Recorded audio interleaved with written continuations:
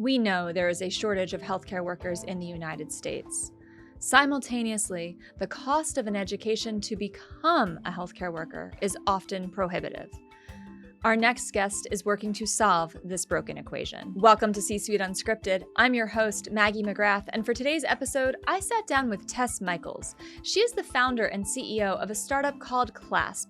It is applying the ROTC model to healthcare. We talked about how she's matching future nurses, PTs, and doctors to jobs at hospitals that are struggling with retention.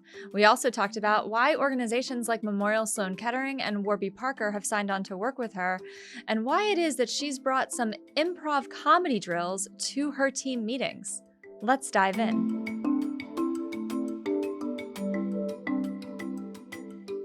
Tess, thank you so much for sitting down with Forbes. Oh, absolutely. For folks who haven't read your 30 Under 30 entry or the recent 30 Under 30 newsletter coverage of your company, can you give the 60-second elevator pitch for what Clasp is? So if I was to boil it down to 10 seconds, I would say Clasp is essentially ROTC, but for healthcare instead of the military. Our whole mission is to help tackle these massive healthcare shortages by hitting the problem from both sides, recruitment and retention, by saying, let's partner with large healthcare systems all over the country, help them meet clinical talent early while they're in school, and then help them secure them for a multi-year work commitment where they will help repay their student loans. The beauty is now you have much more loyal talent and a wider pipeline, and patients are better served. I have so many follow-up questions, and I'll probably disclose here that I have two family members who are currently in residency, so I'm very familiar with this world, and that might add to some of my curiosity. But let's take my two family members. They went to med school. One actually did do ROTC for med school. The military paid for her to go to med school. She's serving her residency on a base, and then to repay the military, she will have 4 years of service. And she's getting her assignment for that now. Meanwhile, my other family member took out student loans in the civilian world, and he is going to have to repay. He's currently repaying them to the extent that he can as a resident, and wait for his salary to go up once he gets out of residency. So in use case A and B there, you meet my family members before they apply to med school, during, what's the funnel? Yes, great question. So first of all, kudos to your family. That's amazing. And we need more and more folks entering and staying in healthcare. So I can relate to this problem very firsthand too. My husband is a hand surgeon, and he took out a lot of student loans to get through school. And he did not go through the ROTC program. So he is deep in the throes of paying down thousands of dollars a month every month in his repayments. So what we'd essentially do is, one, we meet these clinical students while they're in school, usually up to multiple years from graduation. And by the way, it's broader than just doctors and nurses. We're talking rad techs and respiratory therapists, physical therapists, veterinarians, optometrists, any clinical role you can imagine. But we're finding folks while they're in school, usually within 2 years of graduation. We're then helping them meet employers and get an early commitment to a job. And at that point, the employer is saying, not only am I going to hire you, but on top of your full salary and benefits, I'm going to offer you a significant amount of student loan support. I mean, we're talking for some of our roles like nurse anesthesia up to $180,000. Over how many months? So in that scenario, it's a 6-year work commitment, $30,000 a year. Many of our employers, the average retention period is 2 to 3 years. But the beauty of the model is there's no clawbacks. So every month the individual works, they get that loan repayment. But if they decide life happens, they need to move because of something in their personal life changing, then payments stop, but they do not have to give back any of the dollars they've received. And that's pretty special because it gives them choice, but this is all additive on top of what they already would have earned on their own. So you said you find these students a year or two before they're about to enter the job market. 2 years into med school, not every future physician knows what their specialty will be. So we've seen shortages of family medicine, internal medicine. Yeah. There are maternal healthcare deserts in many parts of the US, so OB-GYN shortages. So are you then saying like, hey there, Sarah, you don't you don't know what you want to be, but if you want to be an OB-GYN, we can help you? Or are you waiting for them to declare? Yeah, great question. So physicians are unique because, as you know well, physicians require going through long residency programs and fellowship programs if they decide to specialize. So with physicians specifically, we're typically helping employers better convert them when they're in residency. They already know what they want to specialize in, but they want to find an employer who's going to support them the right way. For the rest of the roles, like nurse anesthesia, physician's assistants, physical therapy, rad techs, you already know what you're going to enter. Now, the question is, which hospital or healthcare employer generally, because there's all sorts of modalities, are you going to join? And are they one that frankly just like sees you, knows what stresses you out, and is investing in you differently? And that's really where we're focused. Also, by the way that we help maximize awareness of this is pretty unique. We are finding students through a whole host of creative channels. I mean, I know this sounds funny, but we have like curated networks of TikTok influencers who are clinicians that are spreading the word all across the country about this so that every single student in a clinical program knows, hey, this is something that you are eligible for. And we also have relationships with schools all over the country too.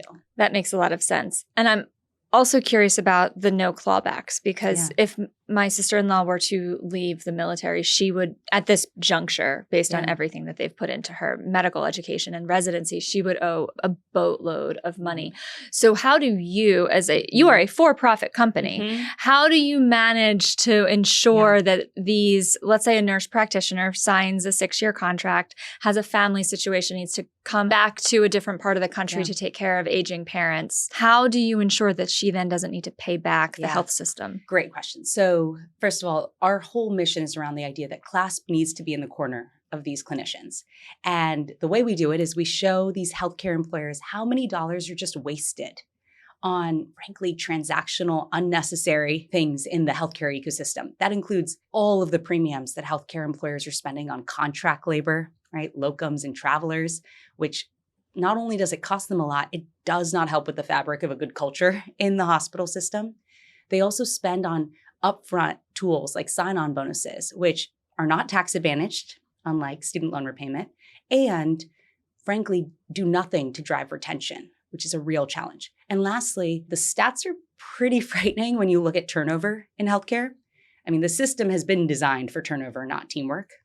If you actually step back and look at, for example, new grad nurses, they show nearly 50% of new grad nurses leave their first job within the first 2 years of employment. And so we basically tell healthcare employers, look, what if you were to reallocate the dollars that you were spending on upfront sign-on bonuses, contract labor, and turnover costs, and repurpose it to where it really counts, which is the talent that you not only want to, but need to invest in for the long haul. And then what's the ROI for these employers? Because you have on your website, and you've talked publicly, Memorial Sloan Kettering, Warby Parker, which people know as eyeglass seller, but they have clinicians on the back end. Optometrists, Ohio Health, Northwestern Medicine. These are major players in the healthcare space. How have you gotten them on board to your model? It's been pretty amazing, honestly, just seeing the growth with the employers we've supported. Last year, we actually 4x'd the number of healthcare employers that we supported at Clasp. It's been, to us, really a mission of showing that the results work. And when I say that, what I mean is most employers, when they meet us, they have close to 20% annual turnover. With Clasp, that comes down to single-digit turnover, which totally changes the game. I mean, not only does that make for a better culture, but you don't have to rehire all of these new individuals year after year. On top of that, we've shown them that we can actually find folks, not just locally, but all across the country, who will come to these employers because they're investing in this way. So our average employer at Clasp has applicants per location from 10 different states. It's been fascinating just seeing the migration patterns in and of itself. And then lastly, we collect all of these stories. Like I always tell my team, no matter how many individuals Clasp supports over time, they can't be a number to us. We need to really know what was their story, how did this change their life, and collect those stories, share them, not just with the world, but with their employers and with each other so that this movement continues, right, and keeps growing. So that's how we really do it. In the examples we've been talking about, it's someone who is in school, getting ready to be a nurse practitioner, a PT, an MD. What about the folks watching who are a few years out of school and they have just as much debt? Did they miss the boat? Great question. So we actually have multiple products at Clasp. Part of why we're excited about the new talent offering is because in order for us to tackle these shortages, we have to help more individuals come into healthcare and stay in healthcare. But we have many of our employers that use us to also offer student loan related support to their existing employees, or even take their current employees and help them go back to school so that they can continue up the ladder and get that financial security. The Secure Act 2.0, I think in 2022, helped with some of that student loan repayment. But then also last year, caps on federal student loans for med school capped at $50,000 annually, $200,000 total. I know the bill for med school can often surpass that on an annual and 4-year basis. So how, and that's just recent within the last year. You founded Clasp in 2018. Yes. So how have the federal changes, the political changes affected your business? Yeah. So first of all, this is a very unique moment in time. And so I want to zoom back out and say, it's not even just looking at the physicians and other, call it professional degrees that are now going from uncapped federal student loan support to capped loan support, which you're right, $50,000 a year. It's not just for tuition. That's housing, books, food, fees. I mean, my undergrad ages ago cost more than that per year. And so this is a huge change. But there are also a lot of clinical roles that are not considered, quote unquote, professional degrees that cost a lot. So physical therapists, physician's assistants, nurse practitioners, nurse anesthetists, mental health therapists are all not considered professional degrees. And starting this July, they will only be able to borrow $20,500 a year in federal loans. This has a lot of different impacts. First of all, the who enters healthcare is going to change. A lot of people will not have the privilege to be able to get access to private loans to fill those gaps. If we actually zoom back out and think about what the challenges are with private loans, this is part of the reason I founded Clasp in the beginning. It's because 92% of private loans require a cosigner, which is code for wealthy parent. So even just getting access is going to be a challenge. Second, those private loans are probably going to come at higher rates, which means that the costs are going to start to compound. And third, part of the appeal of healthcare is the idea that you may be able to join a nonprofit hospital and you still have to make 10 years of payments. But after that 10-year mark, then you can get some public student loan forgiveness. And I have a lot of close friends who only looked at nonprofit hospitals to start their career because of that. But only federal loans are eligible for PSLF. So suddenly that whole value prop has changed because you're going to see a skew towards them needing more and more private loans that are not going to have a hope of going away unless employers step up and step in and say, hey, we're going to start finding ways to give you more immediate debt relief, to give you that confidence to get through school and start your career on the right foot. So in many ways, you've built Clasp as a way, without knowing that this legislation was coming. I don't think anyone could have predicted in 2018 that we'd be saying that federal student loans for med school would be capped. But your model is built to handle the potential influx. Is that fair to say? Absolutely. And by the way, we have a whole division within Clasp that also helps the schools that may have a whole population that is unable to get access to these private loans, set up school-funded loans to fill those gaps. And so part of what we want to help be the solution for is both sides of the equation, getting people access into and through school, and then giving them the right incentive system to stay in these great jobs after school. We've been talking about the physical, right? The doctors, nurses, therapists in the hospital.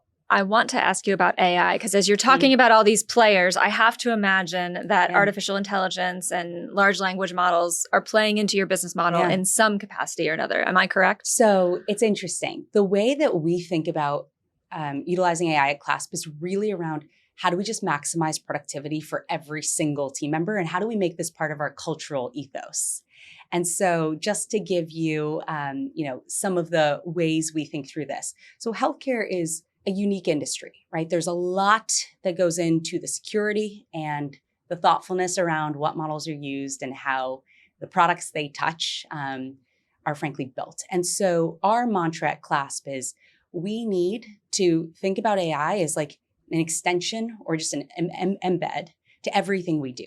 So we actually almost like we create fun ways of making sure that it is just part of our day in life. And so what that looks like is everything from every Friday, we have Can't Spell Friday without AI, and people share, live demos of the things that they're working on. We have, Slack channels where people have to share exactly what they're doing. And then you get entered into, I know it sounds funny, but like raffles where you win prizes just for submissions, because we want to make sure that not just technical team members, but every single team member is thinking about the how, right? We have after work fun sessions where people will show what they've built with each other and like tinker and experiment.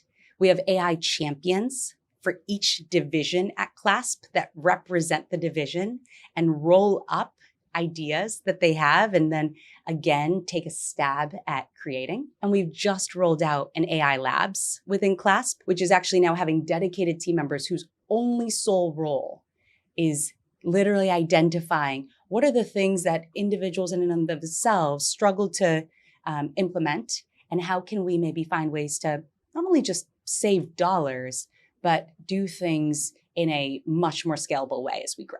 So you're using it really more as an internal tool versus an AI matching tool that will connect a nursing student to a nursing job. Yeah, so our view is there are ways as far as how we reach talent that utilize AI just so that it's a one-to-many approach, but it's different than the infrastructure of the product itself. A lot of what we do is like we essentially have a HR tech platform that helps with recruiting and gamifying retention embedded with our fintech platform, which facilitates the loan repayment. These infrastructures are, call it, a little more straightforward on how we think about the builds versus how do we think about our internal enhancements. So, And when you mention the fintech structure, this is very technical, but I, in a past life, was a personal finance reporter. So are the employers passing the payment through to the student, or are they going straight to the? No, so no dollars are going straight to the student. The beauty of the product is we are integrated with nearly 95% of student loan providers.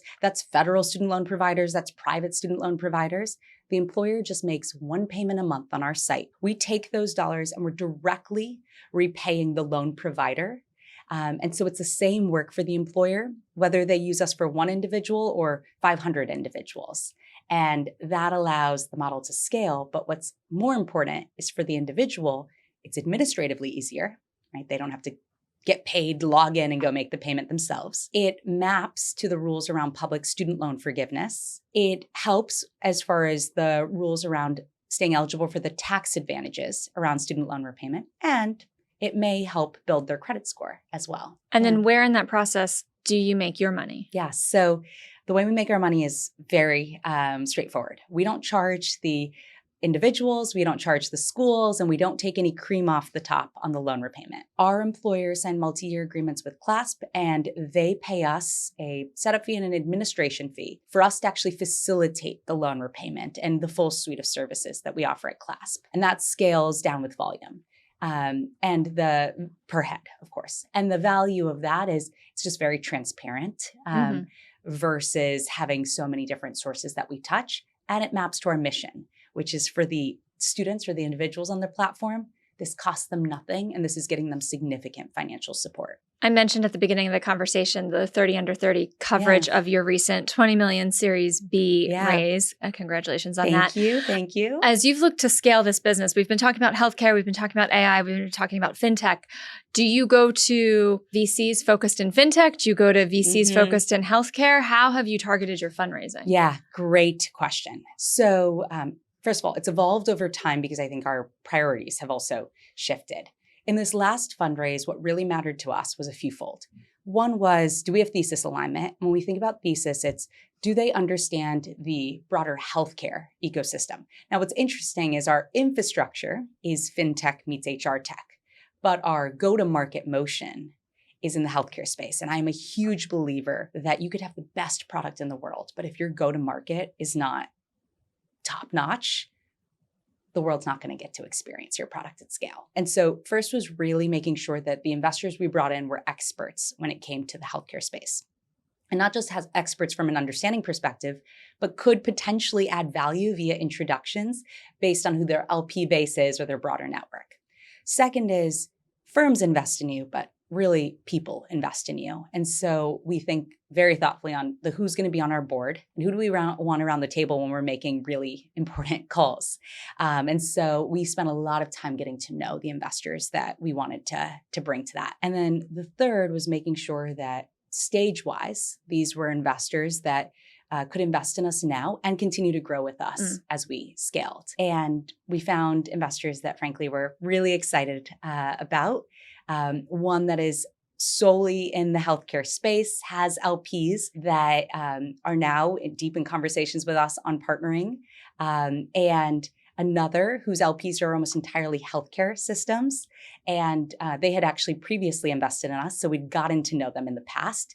And so we knew there was a lot of built-in trust. Yeah. As you talk about investors and you talk about discoveries around product, I think it's a great natural transition to the steps that got you to your current seat. For this series, we love to talk to people about their journeys. And we usually go in chronological order. And I do think you have a lot of experience before you went to college.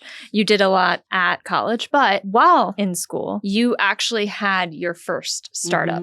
So I'd love to start there on your journey. What did you learn by founding a company while still in undergrad? Yes. What's one hard skill and one soft skill? Yes. So there is no better way to learn than doing. That is for sure. So I was 19 when I founded Sociana. And, at the time, the real view around it was, hey, look, there are all of these large employers that want to invest in corporate social responsibility.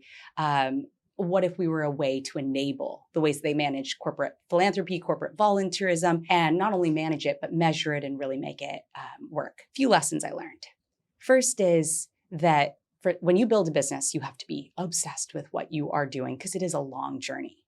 But in being obsessed with it, it is so important to make sure that the product is a need to have for the customer, not just a nice to have. And just being frank, as much as I believe in the power of CSR, it is something that oftentimes would be deprioritized or budgets that would become fungible.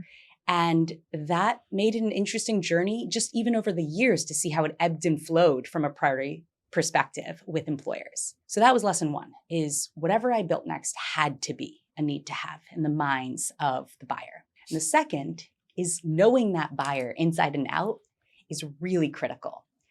I spent a lot of time with my first startup focused on perfecting the product and going deep on that. And then we brought it to market and we realized, guess what? Customers have a lot of opinions on what they want changed in that product. Shocking, I know. And so this next go around at Clasp, I spend all day, every day asking the question, when we have views at Clasp, it's who did we speak to before we decide, is this something that's actually going to be valuable to build when it comes to our product roadmap, when it comes to how we position what we're doing. And it's really, really helped Clasp take off at a much faster clip. From founding a company in undergrad, you did take a job as an investment banking analyst at Goldman Sachs, a great training ground for a lot of careers. For you specifically, what was one hard skill and one soft skill you learned at Goldman? Frankly, I have to say, starting your career at a place like Goldman, I was a healthcare banker there, was amazing because it not only opened a lot of doors, but the learning curves are very sharp. And what it taught me from a hard skills perspective has really carried over, even in Clasp, just very specific things around being highly data-driven. I was naturally data-driven, but being able to very quickly see patterns, be able to take a model and translate it to what does it mean for what the business is doing has helped tremendously as we've grown Clasp. And frankly, having just knowing shortcuts in Excel and being very quick with it has just naturally made me faster at getting to analyses that I want to work through. So that would be the hard skill. On the soft skill side of the house, it was really around the fact that there is a level of pace that I naturally had, but being in environments where everything is hard charging and moves at such a quick rate makes just me as a persona type, someone who moves and shakes to get things done. And I think that it's almost like your training ground, right? It's your boot camp for the rest of your career. And I would recommend for anyone starting their career, find a career that is your boot camp, whether it's consulting or banking or whatever else. and then quickly shift into where you need to go next. And where you went next will be familiar to a lot of Forbes readers and listeners. Vista Equity Partners, Yes. Robert Smith's firm. What did you learn while working there? It's actually really special when I think about the differences between investment banking and private equity. They both are finance, but they're not created the same. Mm-hmm. I would say in private equity, it was so much more around just constant pattern recognition and getting to see really high performing teams up close and personal and at chapters ahead of where I eventually wanted to go with my own future businesses. And through that journey, I actually got to know a number of the founders that we invested in at Vista, a number of whom I'm still in touch with, one of whom actually was one of the early investors at Clasp. And so it really felt full circle to be able to learn from the best and then actually carry those lessons over. And before we started recording, you also talked about how when Robert Smith paid off the student loans of the Morehouse students, he had said that was one of the best received pieces of philanthropy he had done. So the word around the street was the concept that, there are a lot of ways that people invest their dollars. But the question is, how much does the world care or feel that impact? And it was such a statement for Robert Smith to pay off an entire class's worth of student loans because, first of all, everyone's feeling that pain point in that moment. And I think it was something that America just rallied behind. It was like, wow. Yes, because now you have totally changed the lives and trajectories of all of these individuals. And to me, it just is such a reminder that not all dollars are created equally. That is true when you're an HR team thinking about compensation or when you're a philanthropist thinking about where to donate. And so it's really about, when you spend those dollars, what is it going to incentivize? What is it going to signal? What does it mean that you stand for? And in his case, it was really creating financial freedom for so many. Was that kind of an early seed of an idea that grew into Clasp for you? So it actually goes back even earlier than that. So I, the ripe age of 15, I grew up in Texas and I signed up for what I thought was a typical high school leadership camp. I showed up to the USS Lexington, a retired aircraft carrier, for what ended up being a military leadership camp. By the way, not only in Texas, but in hot July. And that whole summer, I got to hear from all of these amazing students who were going to pursue ROTC programs and have the military invest in them early, give them an amazing career after school, and repay, as you can imagine, their student loans, and give them that freedom. And it totally sparked in me this idea that, wow, when the incentives are aligned, the whole system works. And that has always percolated, but it took me years to take that little inspiration and actually see where it would fit in the world for me. It takes all the blocks that we've been talking about, the founding a company in undergrad, the going to Goldman, going to Vista, and then you found Clasp. Now, you are a 30 under 30 list alum, and something that we've talked to the under 30 community about over the years is, as young leaders, how do you get the investment of your team, the buy-in from your team, particularly if you are working with folks who are older than you? And I heard you say in another interview, and this might be outdated because I think the interview was a few months ago, but most of your C-suite has been with the company for 4 or 5 years. That is a lot in startup years. It's like dog years a little bit.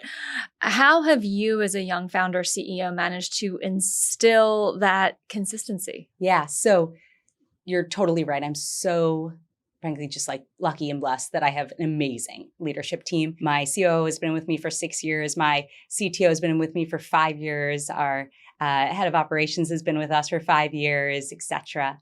And the way that I've thought through it is, a few things. One, I have, for essentially the vast majority of the company, been, especially in the early years, the youngest person on the executive team. And I think that it was so important to not sit in that too long and say, like, what you bring to the table has nothing to do with just the number of years of experience, but it's what did you pull out of every experience in your path? And also, how mentally flexible are you? I have always believed I don't need to make every mistake myself to figure out the path forward. I can learn from the best. I mean, as recently as yesterday, I called up a founder that I absolutely love. And I was like, tell me, tear apart like the parts of, what I'm thinking about doing in this next chapter. And also tell me like the 3 things you wish you hadn't done early on. And I have done so many listening tours over my years at Clasp.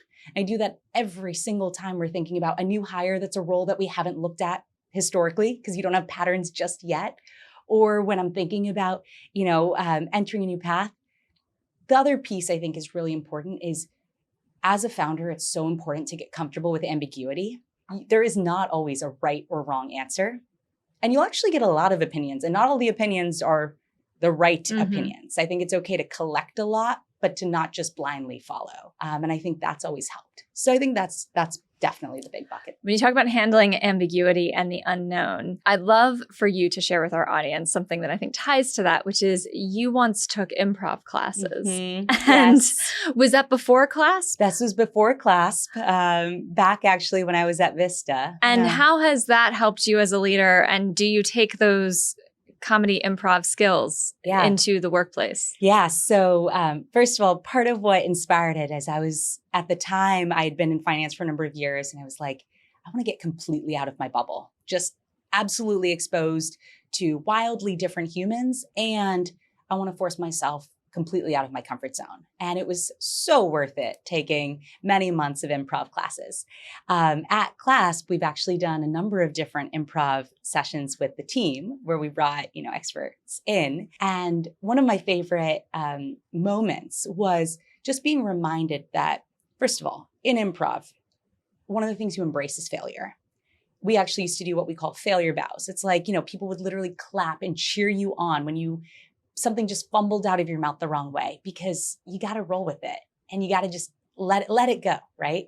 And at the same time, realizing that the world is so much bigger than whatever box you're living in, and your thinking needs to be too. So with my team, one of the exercises we did was we had folks list out, just as a competition, every single body part they could think of. Now, as you can imagine, people thought they were so creative when they got into some cute little kitschy version of a human body part, right? They're like, oh, look at me, I'm so funny. The reality is that body parts don't have to be human body parts. It could be a body of water. It could be like a body shop with cars. And so it was amazing to see, despite being given a fairly, call it open-ended phrase, our minds immediately went to the most narrow version of it and then got creative only within that parameter. And I think that's such a lesson in general, even at Clasp, which is I am a sucker for, I always tell my team, my love language is riffing. So like, get me a whiteboard, like, let's just brainstorm.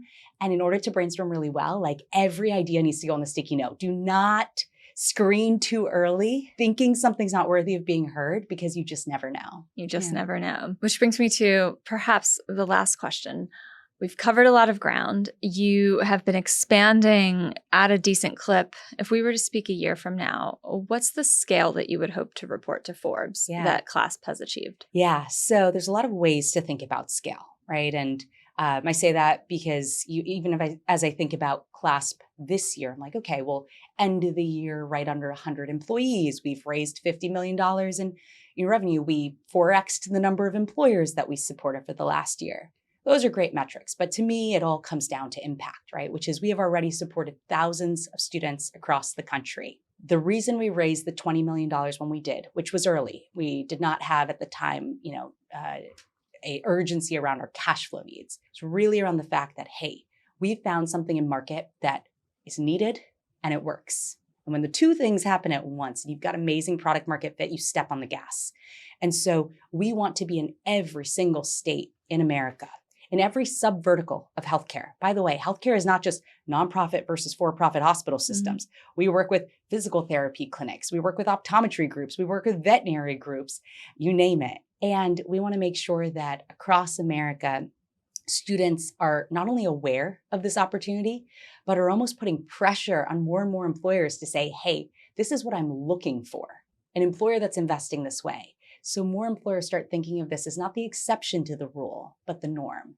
And that's to us creating a category, and that's exactly what we want to do.